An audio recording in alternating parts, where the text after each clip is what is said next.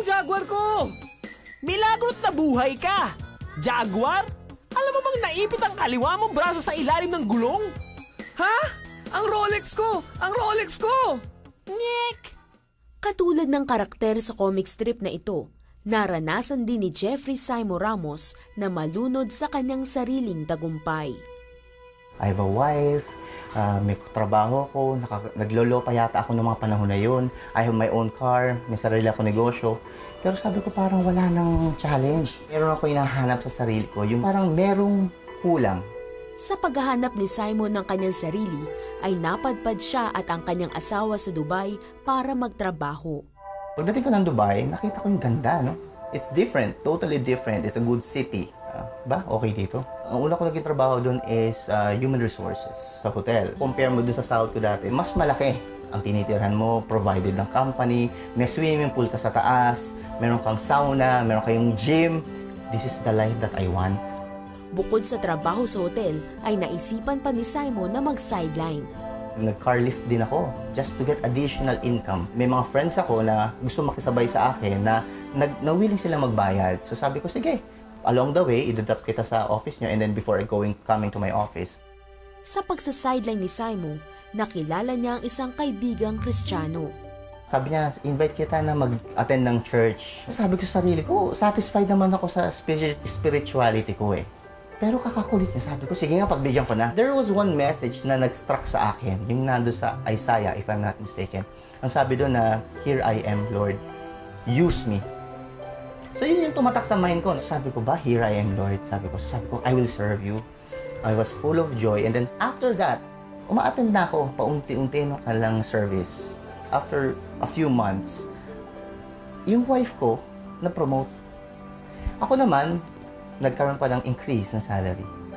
And then nakabili pa kami ng bagong sasakyan. Bukod dito, isang bagong oportunidad na trabaho ang kumatok sa pinto ni Simon. Nung nalaman ko ang sweldo, times 3 na magiging sweldo. So sabi ko, wow, gusto ko to. Nag-resign na ako. Hinihingi ko ngayon yung release letter ko. I was expecting na ibigay yun ng aming HR. Unfortunately, hindi na ibigay. Nawalan ako ng work. Naban pa ako sa Dubai. Dahil dito, kinailangan bumalik ni Simon sa Pilipinas. Biglang nawala yung trabaho mo, nawala lahat sa'yo, pati pangarap mo. May confusion and then kasama dun yung depression. Okay? Dumating ako sa time na talagang from bottom, no? Wala kang pera, wala kang trabaho. Hindi mo lang talaga yung gagawin mo. I found out na yung aking mother at saka yung sister ko, Christian na sila. Sinama nila ako sa church. Ang mga kasamahan sa simbahan at ang salita ng Diyos ang naging karamay ni Simon sa gitna ng kanyang depresyon. Nakita ko na yung sarili niya talaga ay dinodraw niya doon sa mga spiritual people that could help. Na ipag-pray namin siya na talagang yung wisdom coming from the Lord, yun yung mag-operate sa kanya during that time. Yung sinasabi ko na wala nang ka-challenge, yung pride ko, yung boastfulness ko. So yun yung inalis sa akin at yun yung sinurrender ko. Nang matutunan ni Simon na magpakumbaba, nabuo sa puso niyang ibahagi sa iba ang mga naging karanasan sa buhay. And that was the start of writing a book. Gusto kong i-share yung message na after reading the book, masabi nung taong nakabasa, ay, I know what to do. In all aspect of life. Sa aklat ni Simon na I Know What to Do, Pinoy Success Handbook, tinatalakay kung paano maabot ang tagumpay sa aspeto ng trabaho, pananalapi, kalusugan, mga relasyon at iba pa. Para sa akin kasi noon, ang tagumpay is about fame and career and money. Kaya nga pinupush ko sarili ko, gusto ko ganitong trabaho ko, gusto ko makapag-ipon kaagad ako. Gusto ko maging milyonaryo, no? Kaso nga lang, ang tunay na success is the balance ng lahat ng aspeto. Kapag wala ka nung pangwalo, which is the personal relationship with God, yung 1 to 7 mo, magko-collapse. Babagsak yan. Seek first the kingdom of God and His righteousness, and all these things shall be added unto you. Bukod sa aklat, ay itinayo rin ni Simon ang kumpanyang Successful Pinoy Ako. Layunin nito na turuan ang ating mga kababayan kung paano maging matagumpay dito sa Pilipinas at sa ibang bansa. Ito ay sa pamamagitan ng mga trainings at seminars na isinasagawa nila. Natapos na yung ban ko sa Dubai na for 1 whole year. Nagawa ko na yung libro, na-publish ko na rin. So pumunta na ako, bumalik na ako ulit sa Dubai. Nagulat na naman ako kasi may mga offers, big companies. Isang kilalang kumpanya sa Dubai na ino-offer na ako for legal department. Tapos meron din naman nag-offer sa akin for human resources sa isang malaking auto industry naman. Sa mandate sa akin was to hire Filipinos para maging part ng kanilang malaking kumpanya. So sabi ko agad yes. Kasi naka-align siya dun sa mission ng libro ng Successful Pinoy ako. At yun yung maganda kasi nakapag-hire na tayo more than 60 Filipinos directly from the Philippines to Dubai. Ang bawat Pilipino dapat malaman na matagumpay ka. Kriniit ka ng Diyos na matagumpay. Hindi bilang isang Amerikano, hindi bilang isang Briton, but as a Filipino.